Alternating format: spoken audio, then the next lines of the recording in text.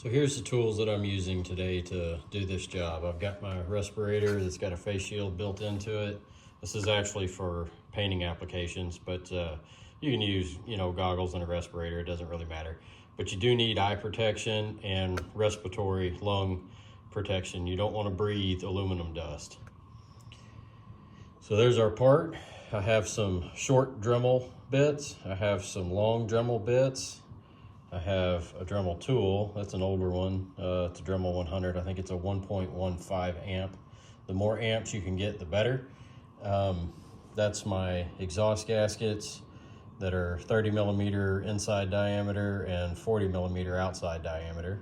That's my original gasket off the manifold here that goes right there. And that is a 31.5 millimeter sand flap wheel. I call them flapper wheels. Let me zoom in there so you can get the dimensions. 31.5 by 10 wide, and the shank for your tool is 3.17. So, and then I have a little pair of Pittsburgh digital calipers that I use for measuring things with. We have our carburetor off, and I've already loosened up the two 5 millimeter Allen head bolts here and here off camera just to save a little time. There's a hose right here that has to be pulled off. Finish taking these bolts out.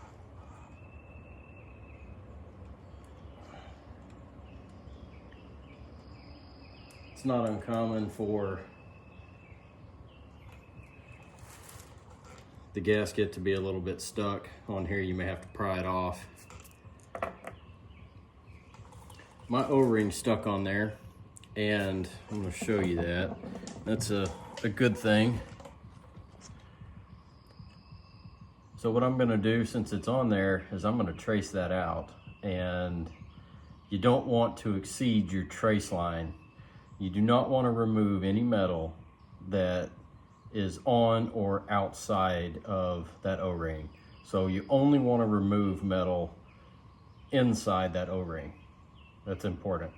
If it's not there, then you can just take some measurements and fit it up and just kind of figure it out. There's probably going to be a mark on there, but I'm going to trace mine out since it's still stuck on there.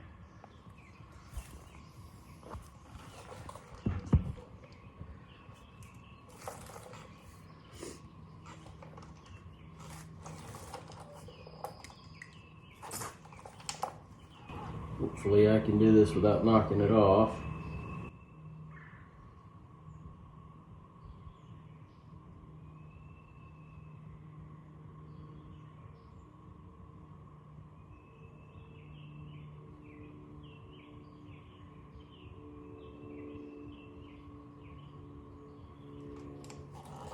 Now I have something to go by. I'm going to pull that O-ring off of there. It was stuck pretty good. I'm going to show you what it looks like again. You can kind of see the impression just outside my black marks where the O-ring was. You should be able to identify that on yours. If not, you'll just have to hold it up there and center it as best you can. So this is the issue that we're having. We've got a little over 24 millimeters on our intake hole. And we've got a 30 millimeter carburetor we're going to mount on this end. It goes here. And even though we're running about 26, that's still not 30. Inside the cylinder here, a little over 24 again. So we need to enlarge this hole and enlarge this hole. Now this hole, without taking the cylinder head off, it would be extremely difficult to enlarge this hole all the way to the intake valve. All I can do for now is port match really, and we're gonna enlarge this hole to roughly 30 millimeters, probably gonna be a little bit less because it starts to get kind of thin. And then I will taper the edges here in here to 30 millimeters. And then what I'm gonna do is the same thing here. I'm gonna make it 30 millimeters here, and I'm gonna taper it in as best I can. Hopefully I can find an adapter that is 30 millimeters, and then we won't have to be jacking with this. But as of yet, I have not found that part. So I have some extra exhaust gaskets laying around that are right at 30 millimeter on the inside diameter.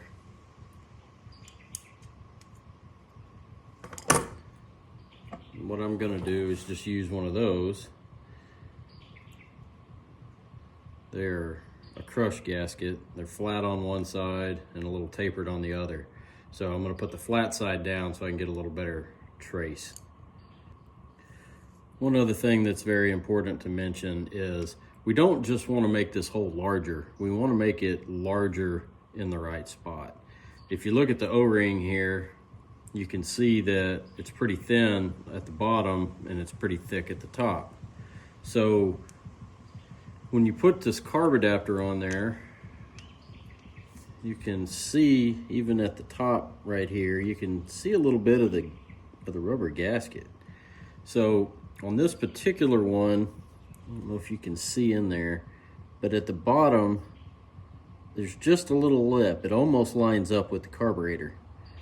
And in the top, you can stick your finger in there and you can feel there's a big gap. So on this particular adapter, we want to remove everything from the top side. And as the carburetor mounts on it, this little brass fitting is off to my left. The top side right here is where we want to be removing all of our material for the most part. So when I take my 30 millimeter reference gasket here, I want to position it up like that, where we're not removing much from the bottom side, but we're removing the majority from the top side, because that's what this carburetor wants. That's how it lines up with this adapter. So that's what we have to do. So we'll match fit, port match as they call it, this hole with this hole, and then we're going to match this side with the engine side, because that's how it mates up. It's very important that you get that as best you can. Now that I have my hole traced where it needs to go, all I want to do is simply remove the black areas with my Dremel tool. On this side, our O-ring is going to be our seal, so we can just kind of use that as our guide reference. Same reason that we marked this in black, that was our guide reference for where the O-ring sits on the cylinder itself. We can take our 30 millimeter gasket and we can place it on and center it up and trace the inside of that if we want to. It just will help us a little bit be a guide, so I'm going to do that right now. And there we go, that's all marked. So now all we have to do is remove our black shaded areas and enlarge it in the center as much as possible, as close as possible to 30 millimeters. The last thing that we're going to do before we get started is I use blue shop paper towels, and I'm going to fold one of these up.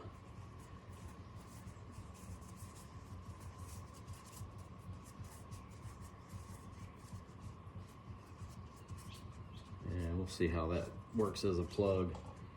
We have to plug our intake so we don't get metal shavings down inside the cylinder itself, otherwise you'll destroy your engine.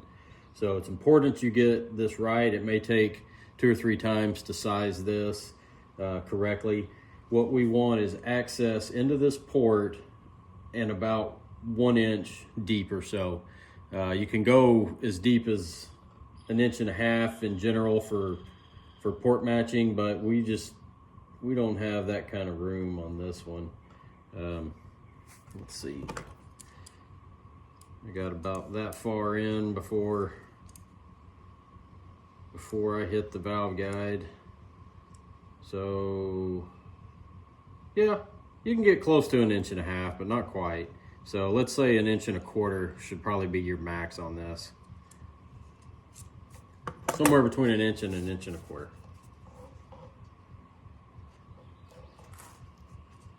So what I do is just kind of stuff it in there.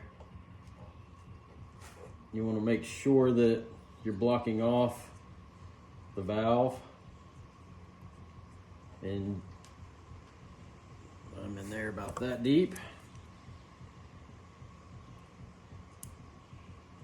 So I'm right at 1 1/8 inch deep, and that's going to work for me. I'm only going to try to port match about 1 inch, and what that inch is going to be is just a taper. So we're going to enlarge to 30 millimeters, and then we're going to taper it down to whatever the port size is. If I had the cylinder head off, I would actually probably port this a little bit, but again, we're not porting, we're port matching. So 30 millimeter hole, and then taper down to whatever size it is in here, which is roughly going to be 26 millimeter, I think. Let's see if I can get around my head studs there, my cooling fins. There we go.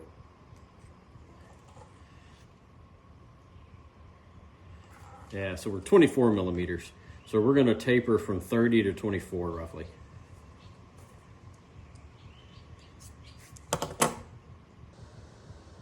That's what it should look like. You should have about 1 inch worth, and you should be sealed off in your port. And we're going to start removing metal from our adapter, and then we're going to fit the adapter to the engine here. So this little piece of brass that sticks in on the fitting right there, you can remove it, trim it back, whatever you need to do. It's not really going to affect the function of that port at all. Sorry, I gotta put my hand behind it for lighting purposes. So these are just double cut burr bits that I ordered off of Amazon, and that's one of my favorite ones because you can get about everywhere you need to with it. So there's lots of different ones, different applications, but this one works pretty good for kind of hogging out the bulk of the meat. So I start with it, and then I finish with the flapper wheel.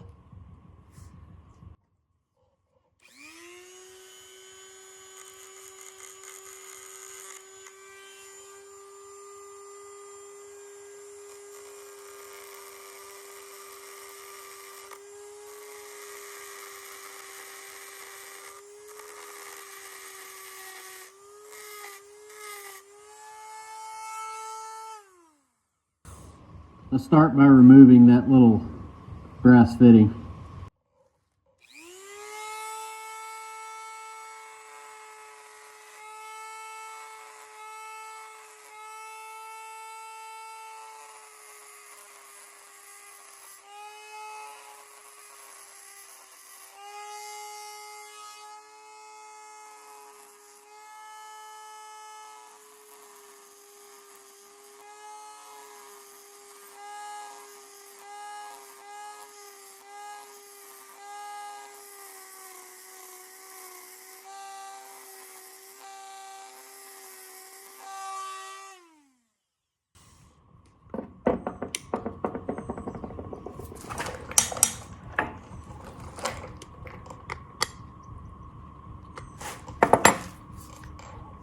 Check your bed often, make sure it's not getting loose.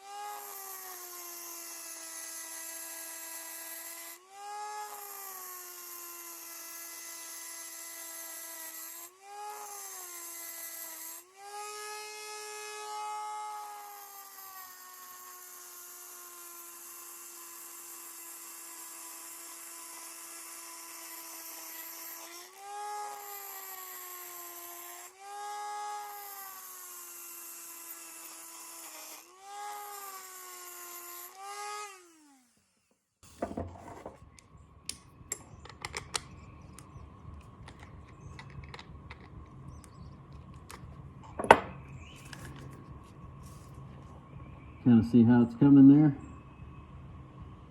And that's basically what we're going to do, is just carve it out. It's a good idea to probably wear a glove on this hand.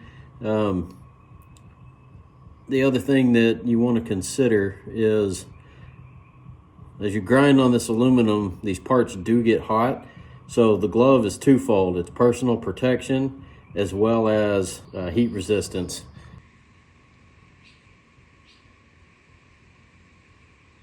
You can see here that the bulk of the rough cutting is done. It's not a 30-degree bore all the way through, it's just a taper. When I come back with my flapper wheel here, it will smooth that hole out, and it will also enlarge the hole to a more concentric shape. So again, I can't bore this out to 30 millimeters all by itself. I think it'll break. So I'm shooting for around 28 roughly.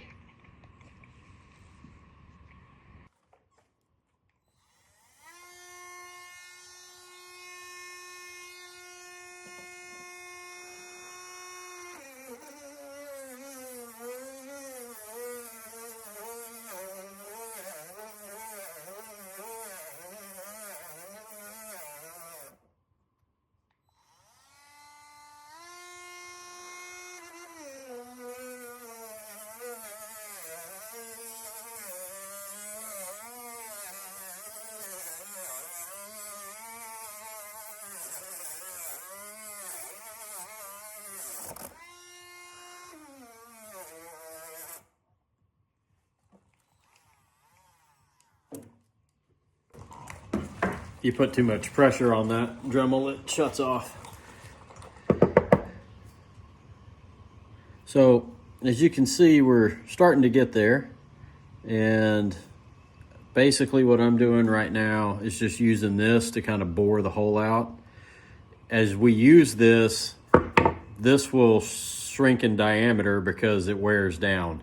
So there's a older one for reference. Keep your old worn out ones. They're good for getting into smaller spots. So right now, as you can see, this one won't fit in there, but my old worn out one will. So if I wanted to, I could get in here and kind of trim around on the inside. So don't get rid of these until they're completely gone. They're helpful once they're worn out even. Anyways, I'm gonna get back to it. Oop, gotta put my respirator on.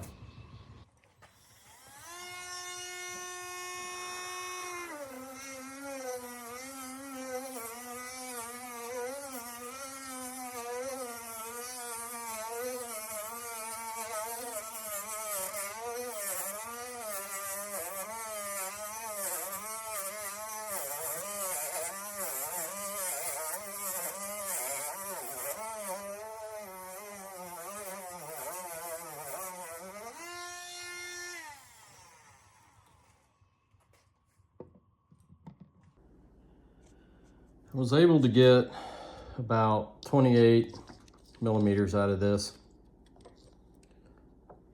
and 28 and a half roughly.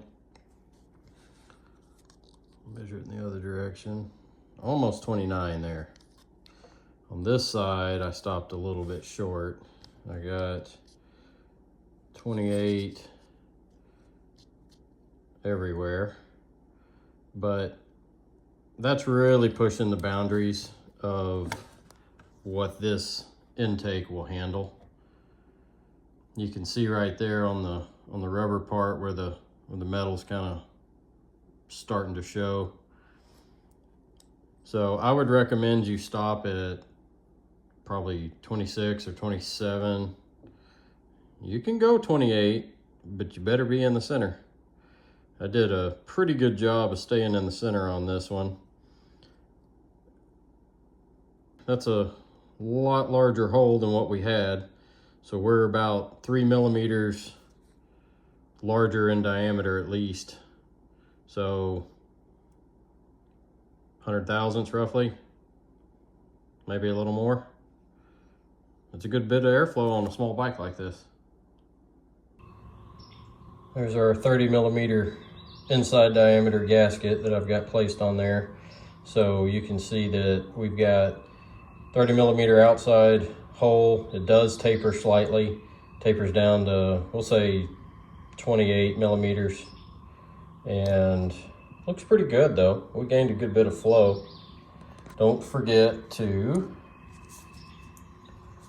blow through that or clean it out somehow. You want to be sure that you've got all the trash out of that little port. And put your O-ring back on. Clean it good. You're done.